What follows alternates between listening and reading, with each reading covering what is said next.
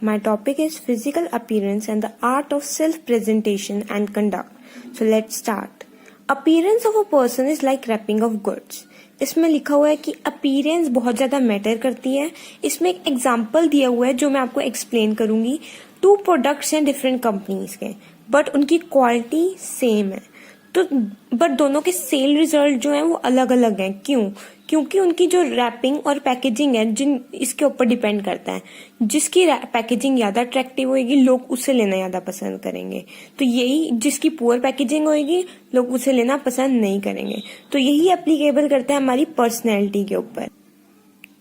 As इसमें कहा गया है if you look good you feel good. अगर हम अच्छे दिखेंगे तो हमें फील भी अच्छा होएगा. ये हमारी ओवरऑल पर्सनैलिटी के ऊपर, ये हमें ओवरऑल पर्सनैलिटी को इफेक्ट करता है. और इसमें जैसे लिखा हुआ है अवर चॉइस ऑफ कलर, जो हमारी चॉइस है कलर की, क्लोथिंग की, हेयर स्टाइल की, हमारी अफेक्ट करती है हमारी अपीयरेंस को, जो कि नॉन वर्बल कम्युनिकेशन का एक पार्ट है. और ये बहुत इंपॉर्टेंट है. अगर हम किसी बिजनेस इंटरव्यू के लिए जाते हैं तो हमें प्रॉपरली ड्रेसअप होना चाहिए.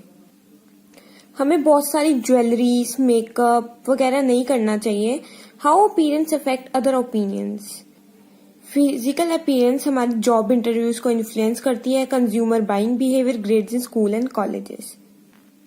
अपीयरेंस इंक्लूड, हमें क्या क्या अपने अपीयरेंस में इंक्लूड करना चाहिए कि हम और ज्यादा अट्रैक्टिव लगे और लोग हमारे से अट्रैक्ट हो सकें. तो फर्स्ट है बीइंग अप्रोप्रिएटली ड्रेस्ड. हमें अपने कपड़े साफ सुथरे डालने चाहिए और ये नहीं हमें बहुत ज्यादा चमकते हुए, मतलब नॉर्मल सोबर से कलर डालने चाहिए. अगर हम मतलब जो हमारे क्लोथ्स हैं वो स्मार्ट कंफर्टेबल होने चाहिए. और अगर हम अच्छे कपड़े पहनेंगे तो इससे हमारा कॉन्फिडेंस भी इंक्रीज होता है कि हम अच्छे लग रहे हैं, हम अच्छा कर सकेंगे. Next is body cleanliness. हमारी जो बॉडी है वो क्लीन होनी चाहिए. अगर हमारी बॉडी क्लीन नहीं है तो वो नेगेटिव इम्पैक्ट डालती है दूसरों के ऊपर. Next is clean nails. हमें अपने नेल्स क्लीन रखने चाहिए.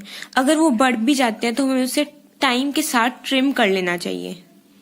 Next is shiny shoes. हमारे शूज हमेशा क्लीन होने चाहिए. हमें उन्हें पॉलिश्ड करके रखना चाहिए. Next is tattoos. अगर हमारी बॉडी पे टैटू है तो ये डिक्रीज कर देता है हमारा चांस हमें एम्प्लॉयमेंट मिलने में. पर ये डिपेंड करता है कि टैटू कहाँ पे है, वो क्या इलुस्ट्रेट करता है. और क्योंकि हमें जॉब में एक कस्टमर के साथ डील करना होता है तो टैटू डिक्रीज कर देता है चांस एम्प्लॉयमेंट मिलने का. नेक्स्ट है importance to look good. Importance क्या है अच्छा दिखने की. We want to look good because of following reason. हम अच्छा क्यों दिखना चाहते हैं. Just to make an impact on people in social gathering. तो जैसे अगर हम सोशल गैदरिंग में जाते हैं, कहीं भीड़ वाली जगह में जाते हैं तो सारे लोग हमसे अट्रैक्ट हो, हम अच्छे दिखें, सारे हमें ही देखें, तो इसलिए हम अच्छे दिखते हैं. Next is to look one's best in work place as it is the need of the hour. और जहाँ पे हम जॉब, इसका मतलब है जहाँ पे हम जॉब करते हैं वहां पे हम अच्छे लगें, अच्छे कपड़े पहने. Third point is to feel good as it you look good you feel good. अगर हम अच्छे दिखेंगे हमें फील भी अच्छा होएगा. Next, a physical attractive person attracts a lot of people which can be beneficial in business as well as in job. अगर हम फिजिकल अट्रैक्टिव हैं तो ये बहुत सारे लोग हमारी तरफ अट्रैक्ट होंगे जो कि बहुत बेनिफिशियल है बिजनेस में और जॉब में भी. Next is to boost self confidence and self esteem as it's human nature that when somebody appreciates you we definitely get confidence. ये हमारे कॉन्फिडेंस को इंक्रीज करने में हेल्प करता है. जब कोई हमारी प्रेज करता है कि आज हम अच्छे दिख रहे हैं, कि आज तुम अच्छे दिख रहे हो, तो इससे हमारा कॉन्फिडेंस इंक्रीज होता है. So let's start with next point topic, the art of self presentation and conduct. इसमें ये लिखा है कि जब हम एक प्रेजेंटेशन देते हैं तो क्या हम ऑडियंस को अपने आप पे अट्रैक्ट कर रहे हैं. ये सब कुछ हमारी फिजिकल अपीयरेंस के ऊपर डिपेंड करता है. और द वे यू कम्युनिकेट, जिस वे से हम कम्युनिकेट कर रहे हैं, मतलब जो आगे ऑडियंस बैठी है उन्हें हमारा प्रेजेंटेशन बोरिंग नहीं लगना चाहिए. Self presentation is about painting your self in as positive as possible. हमें हमेशा पॉजिटिव सोचना चाहिए, हमें हमेशा पॉजिटिव रहना चाहिए, as whatever you do is marketing for the organisation. Every time when you communicate with a client either through email, phone call, meeting or seminar, you are presenting your company. Purpose of presentation. There are many aims for which presentation are used.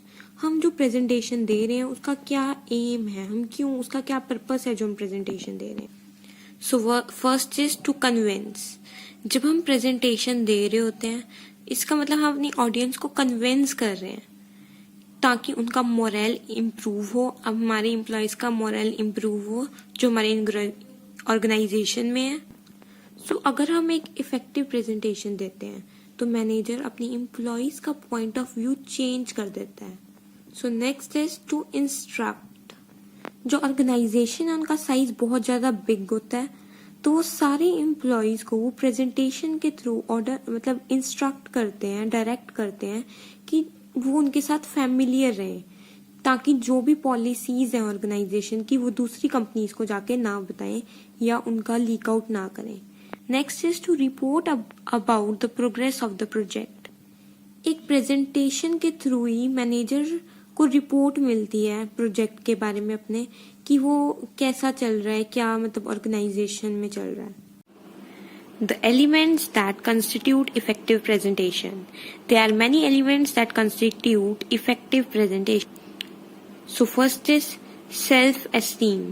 Self-esteem means inner voice. Inner voice means अंदर की आवाज जो कि change होती रहती है time के according. एक कॉन्फिडेंट पर्सन में भी सेल्फ एस्टीम कई बार बहुत कम होता है जो कि डिपेंड करता है उसके मूड, सिचुएशन, सराउंडिंग और बहुत सारे रीजन होते हैं. जो पर्सन गुड फिजिकल अपीयरेंस होता है और पॉजिटिव दिखता है आउटसाइड से उसका भी कई बार लो सेल्फ एस्टीम होता है. Try to find out the ways to appear more confident even when you are feeling low. You can change the things by using such dialogue. All is well, I can do this, everything will be all right. Thus, self-esteem is known. We will feel about ourselves, the way to look and the way we think.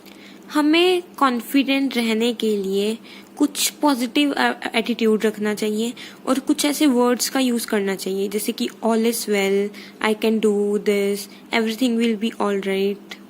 Self esteem मतलब कि हम अपने बारे में क्या feel करते हैं, हम कैसे दिखते हैं, हम कैसे सोचते हैं. सो next is confidence. Confidence is a state of mind. अगर हम अपने कॉन्फिडेंस को इंक्रीज करना चाहते हैं तो इसका एक ही बेस्ट वे है. अगर हम अपने कॉन्फिडेंस को इन्हांस करना चाहते हैं तो हमें पॉजिटिव थिंकिंग रखनी चाहिए, प्रैक्टिस करनी चाहिए. जो भी हम अगर हम कहीं कुछ प्रेजेंटेशन देने जा रहे हैं तो हमें प्रैक्टिस करनी चाहिए, उसकी ट्रेनिंग लेनी चाहिए.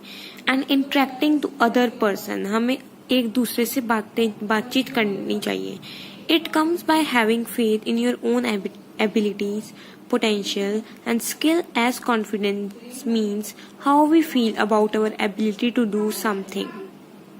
जनरली हम लो फील करते हैं, लेस कॉन्फिडेंट फील करते हैं जब हम किसी अननोन पर्सन से मिलते हैं, कोई न्यू प्रोजेक्ट स्टार्ट करते हैं या न्यू कंपनी में ज्वाइन करते हैं. सो हमें जैसे हम किसी न्यू कंपनी में ज्वाइन कर रहे हैं तो हमें एडवांस में ही उस कंपनी के बारे में पढ़ लेना चाहिए.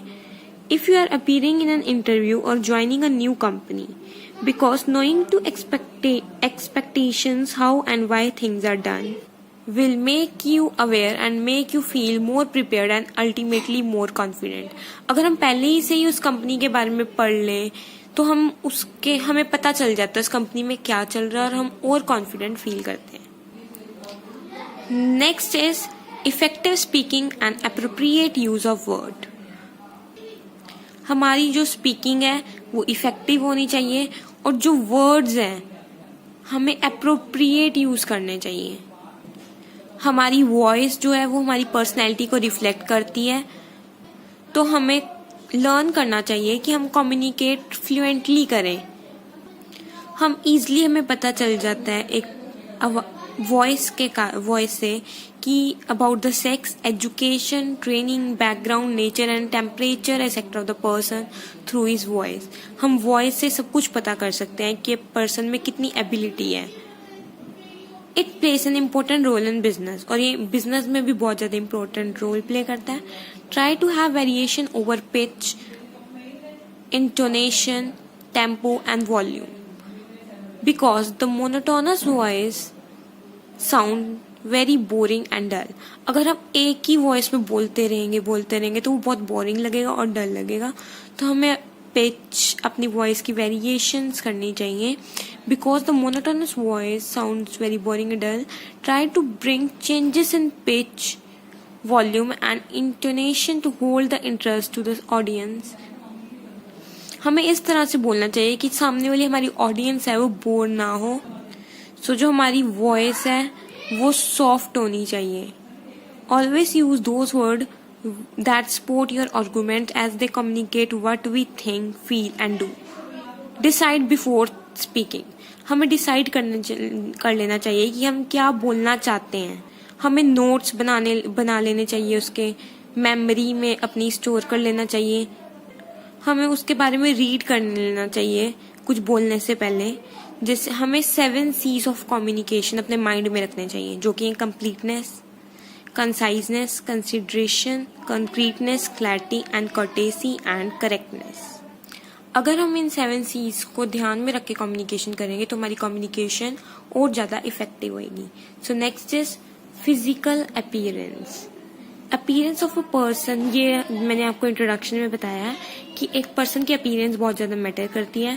अगर 2 डिफरेंट प्रोडक्ट्स हैं डिफरेंट कंपनीज के, उनकी सेल रिजल्ट अलग होएगी। क्यों? क्योंकि जो मोर ज़्यादा अट्रैक्टिव होगा लोग उसे ही लेना पसंद करेंगे। और यही सेम थिंग हमारी पर्सनैलिटी को एप्लीकेबल करती है। वही सब कुछ our choice of colour, clothing, hair style, ये सब अफेक्ट करता है हमारी अपीयरेंस को, जो कि नॉन वर्बल कम्युनिकेशन का ही एक पार्ट है। और हमें प्रॉपरली ड्रेस होना चाहिए जब भी हम एक इंटरव्यू के लिए जा रहे हैं। हमें ज़्यादा एक्सेसरीज, ज्वेलरीज और मेकअप नहीं करना चाहिए।